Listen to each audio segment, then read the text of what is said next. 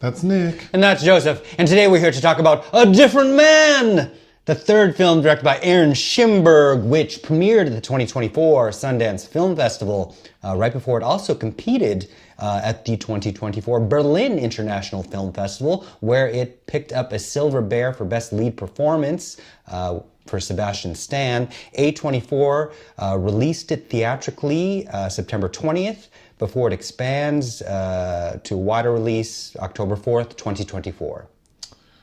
Do you know the director's two other films?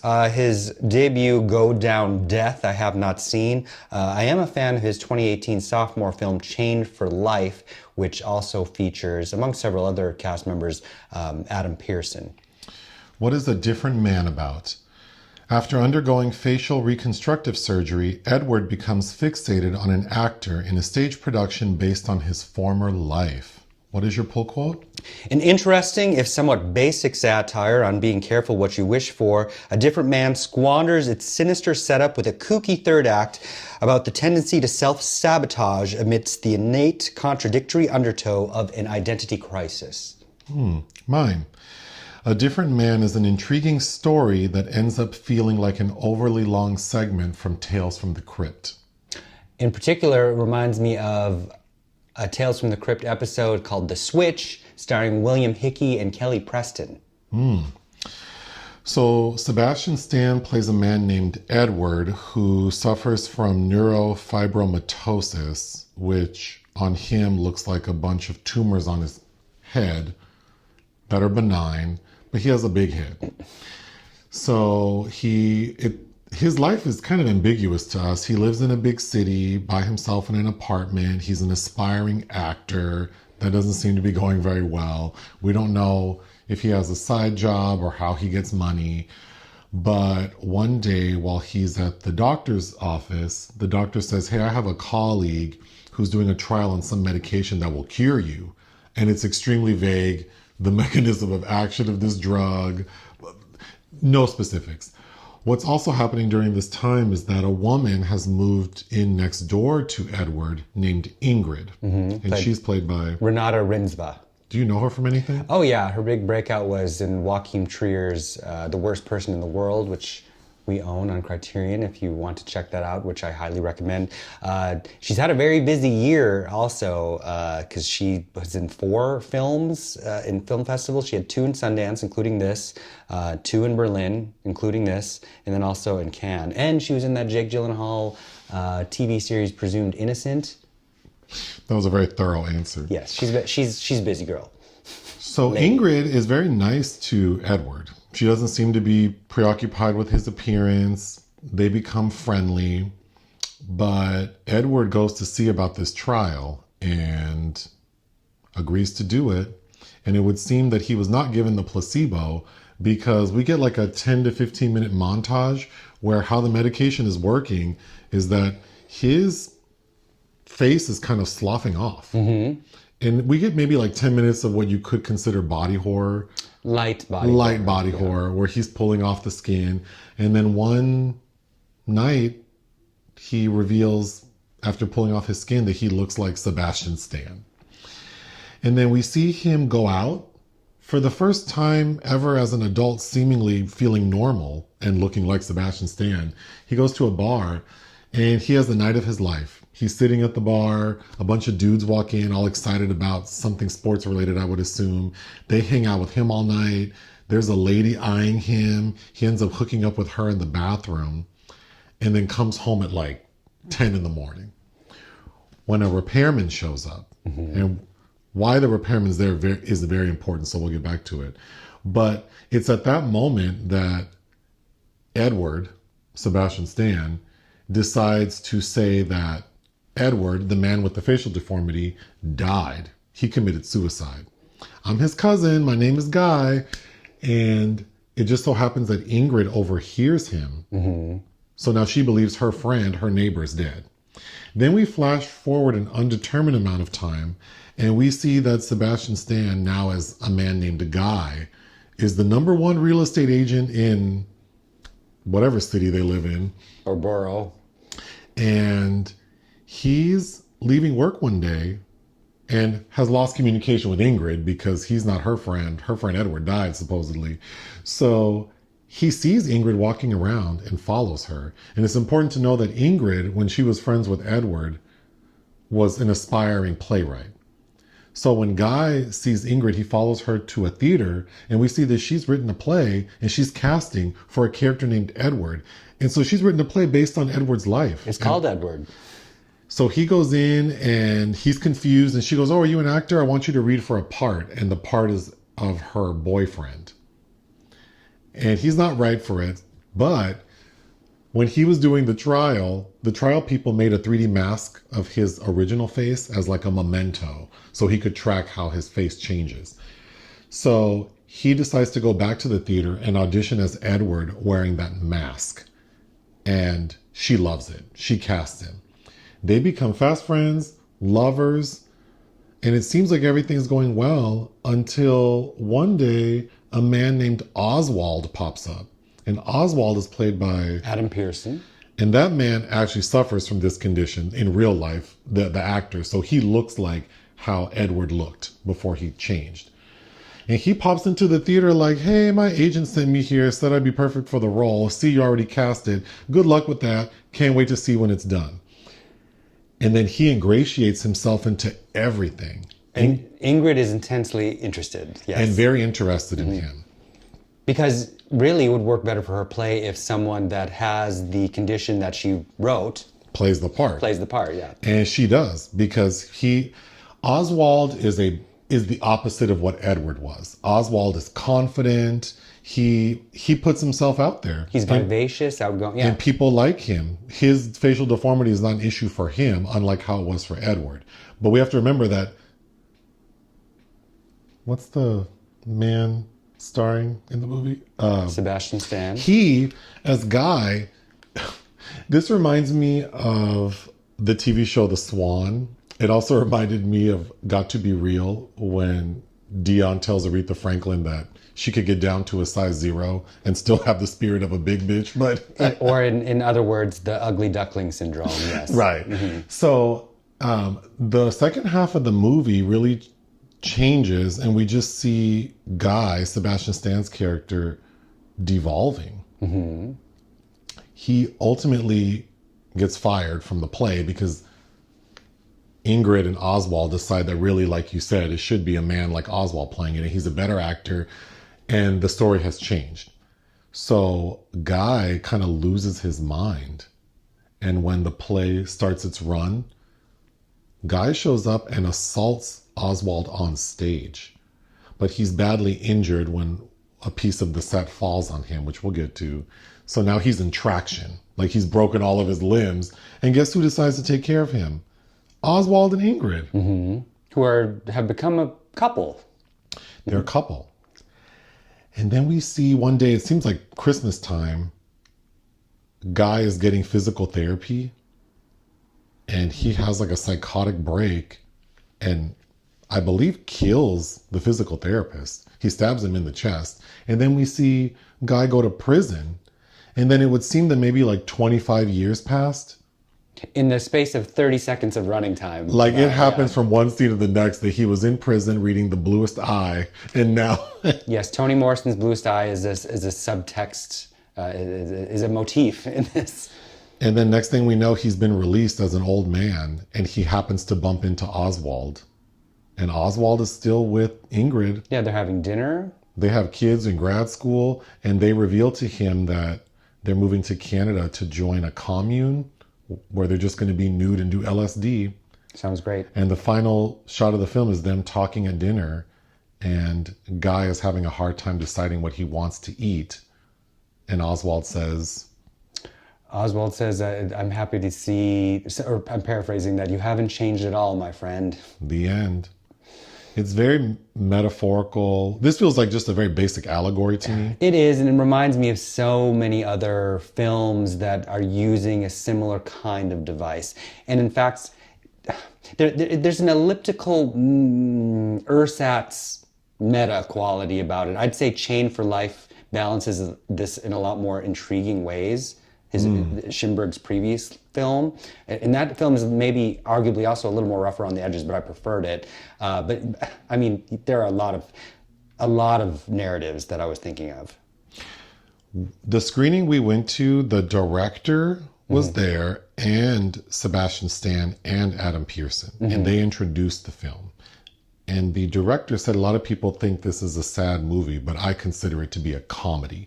And I would agree that I would label this like a very light, dark comedy. A social satire. I think it's funny that this film is coming out around the time of The Substance and with Demi Moore and Margaret Qualley, and that film is getting a lot of attention because this film feels very like middling to me, like rudimentary. I think it's got a great setup, and then I think it just I feel like wish it had gone darker or in a more subversive direction than what it becomes. Yes, I wish it would have been more bold like The Substance.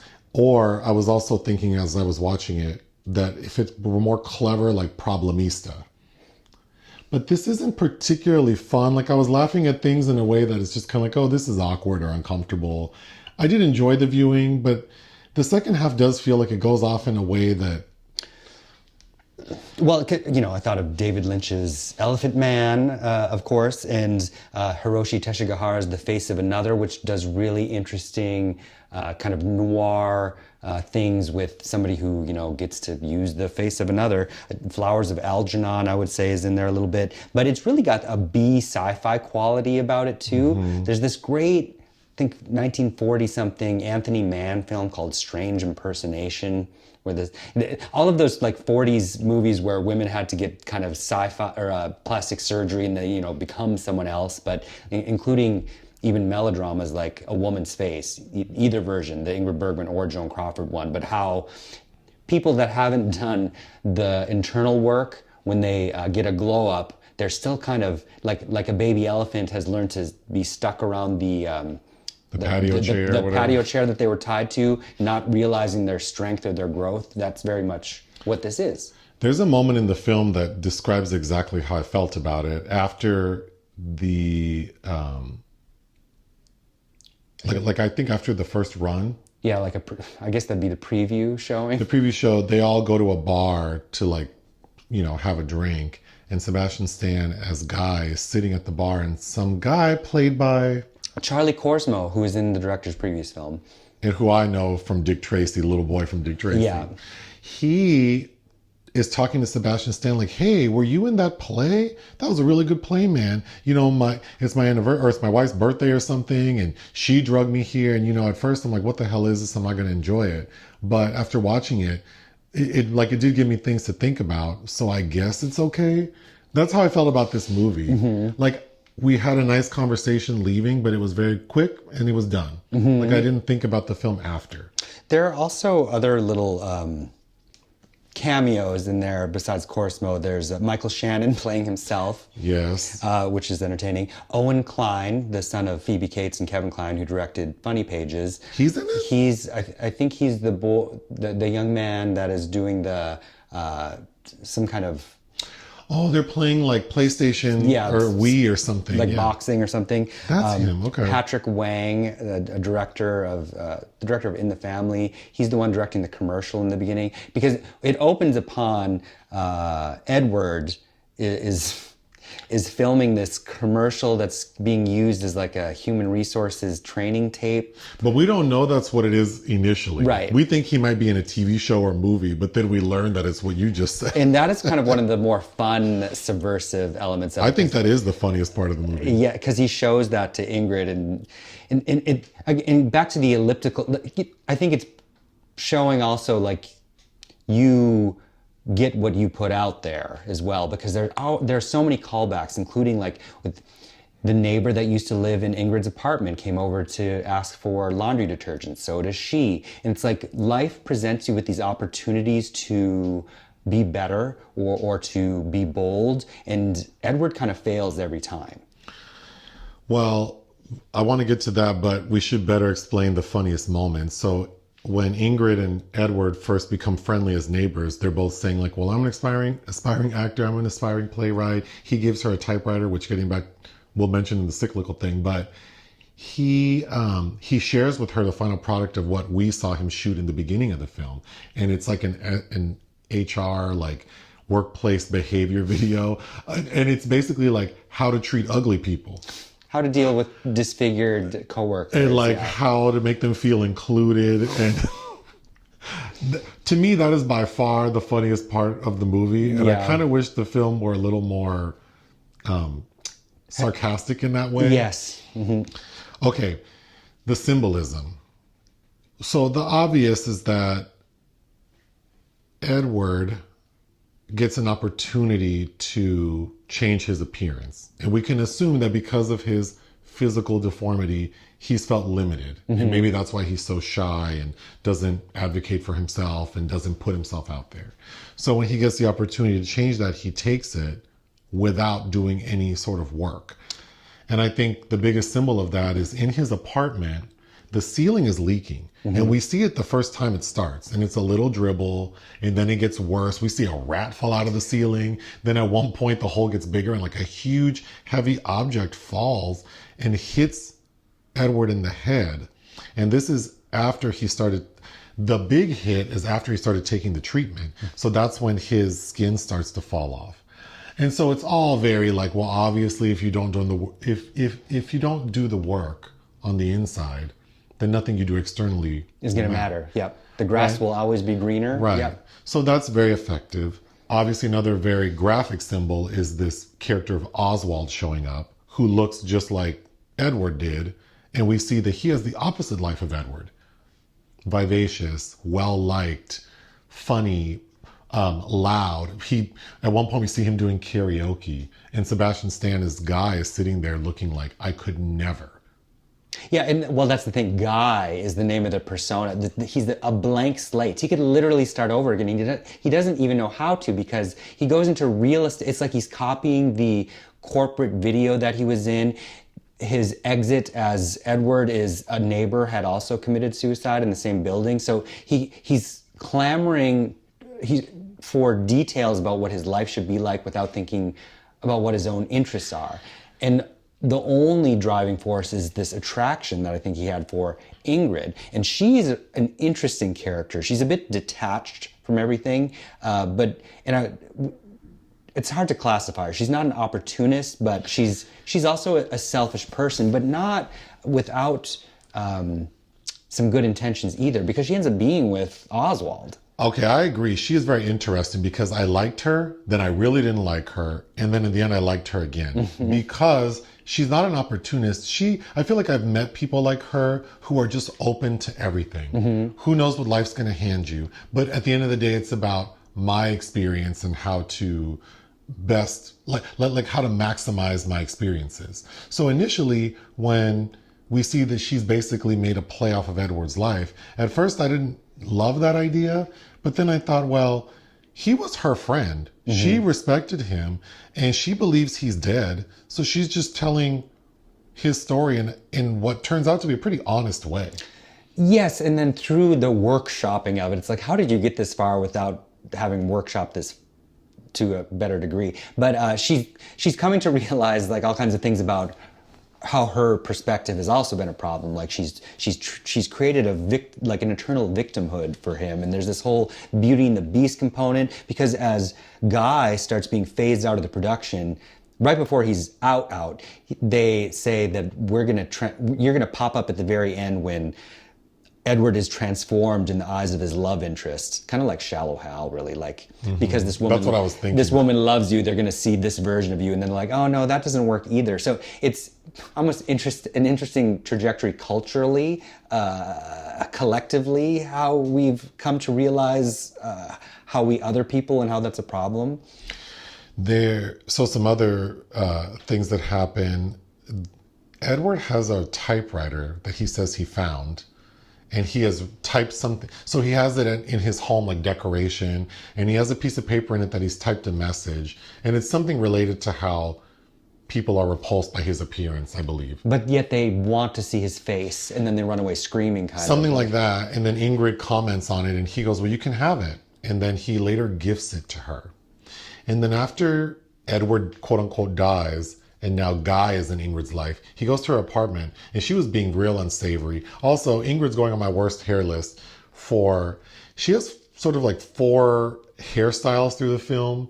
2 of them are this bob, like this concentrated bob with bangs it's so wiggy, and I just hate it. And then we see it again when she's older, and it's the same haircut, but it's gray. Anyway, when she's reintroduced to Guy and they hook up that first time they hang out, I found her really unsavory, really pushy. And then Guy, because he knows her life, he asks her about that typewriter. And she acts like, oh, it's nothing. I've never used it. It doesn't work. Take it. I don't care. And then we see the typewriter later in the home that Oswald and Ingrid share. And Oswald says something about like, oh, you can have it. I don't care. So I found that interesting. What did you think the typewriter represented? These objects that we pass along that they do mean something, but we're not ever, it's like you don't want to really explain to people how they came to be a fixture in your life. Oh, interesting. Because I think I took it more like the baggage we hold on to that doesn't really mean anything. Yeah, that we could offload at any time, but right. we don't bother to. Yeah, just kind of like how Toni Morrison's The Bluest Eye, which talk about that. Is a very traumatic book, but also about this little black girl that's been told by everybody, including her relatives, in this very abusive environment that she's grown up in, that she's ugly, and like mentally trying to get out of it, wishes that like this doll she had these blue eyes, because that would make it better. Which also made me think of Eyes Without a Face, because the blue eyes of Sebastian Stan are kind of the Edward character, are also brought up, and who's noticing them and when. Right. It is interesting, because even if he has the thing that this little black girl in this book wanted so badly, and it just, again, the grass is always greener. You have to love, what is RuPaul, who didn't originate that quote, says at the end of every episode of Drag Race, if you don't love yourself, how the hell are you going to love anybody else? Right. And that's essentially what this is. But there are other odd little moments. Guy is drinking with his real estate buddies, and somebody says like, you sealed that Cortland deal, which having just read The Fountainhead, and the Cortland apartments for the poor is like a major part of this trial in that book. And I don't know if that, and also what Ayn Rand's underlying messages are, I don't know if that was something that Schimberg, who I think he's, especially, I think Chained for Life is even smarter than this film, but I don't know. I just have to think that was on purpose, but who knows? There's another character who lives in Edward's building. He lives in apartment 4B. I think Edward lives in 4F. But the man in 4B is this sort of innocuous guy. He's like very plain. You'd never notice him. But we see him like 3 times, like walking past Edward's up or down the stairs. And he just seems annoyed. And we also see him holding a woman's hand. But then at one point, Edward is like outside just looking at everyone eating his lunch. And he sees that man from 4B holding hands with a gorgeous woman walking down the street. And then a few minutes later in the film, we see that man has committed suicide by hanging himself. I wonder what you thought that meant, because at first I think that would have made more sense to me if that man would have been more attractive, because then that would have shown that someone who has what I want is still not happy. Well, I think that is what it's showing. Like we walk around being envious about thinking like, oh, if I could just have that, or he's so lucky, or they're so lucky that they have these things that all maybe never have. But it's like, if that's the attitude, you're not ever going to have something that's equivalent. The universe is your path in the universe is yours. Like, you can't be envious about anybody else, because you don't know what their struggle is, right? Or what they're going through, or what they're also lacking. And ultimately, none of that matters. There was a scene I didn't love, which is the scene where Edward goes to the doctor in the beginning.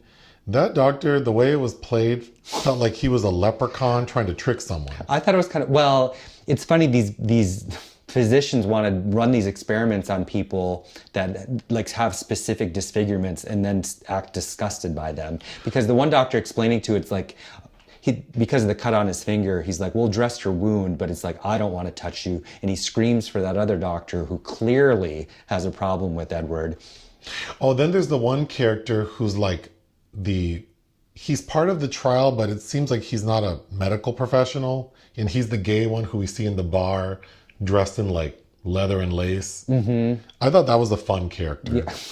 Yeah, there are lots of like odd little tidbits. I just don't know that if in the second half it really builds to a crescendo. It just kind of hovers at the same level. You know, at the point where it should really up the ante, it just doesn't. Right. There's a moment where, if this will get people to go see it, there is a moment where you see who's supposed to be Sebastian Stan with frontal nudity, but he's having sex with Ingrid, and then all of a sudden she goes, "Can you put on your Edward mask?" And he's like, okay. He gets up naked, puts the mask on, comes back, and starts hunching on her again. And then she starts laughing like, "This is really weird. We should stop." I don't know that I needed that. Like, I'm not quite sure. I think it's interesting, especially because she ends up being with Oswald. Because then I'm thinking, was she fetishizing? I think so. Because she liked Edward, who had a similar deformity. Well, there's also a moment that Edward becomes fixated on her because she is intimate with him in a way that most people have not been. Like, she touches his hand. She sees a blackhead on his nose in one very uncomfortable scene where she has to pop it. And so it's clear, again, like you said, that she's this type of person who's very open to things to a degree, and that she's curious. I think she's curious about it. There's something there she wants to tug at. Oh, getting back to the symbolism, the ceiling with the drip in it, in the play, when Guy goes back and assaults Oswald on stage, the ceiling falls on Oswald, which is obvious. Like, when you don't address your issues, they come back to bite you in the ass. They will come back. There is no getting away from it. And then we didn't explain that Michael Shannon's in the film because he's been tapped to play Oswald in a movie. And while Oswald and Michael Shannon are talking, Guy, Sebastian Stan, is sitting at the table in full traction, seething, because he sees that, like, my life, like, I could have had this life. And it looked like they had a nice Indian buffet there. The food did look good. It looked delicious. I also really like the score. It's got this very sinister, Umberto Smorelli did the score, has a nice moody vibe to it. Again, though, it has the suggestion in the score that it's going to be worse than it is. When you told me Sebastian Stan won an award for this performance, I was surprised because I didn't think it was giving award level. It's fine, but I didn't think he didn't send me anywhere.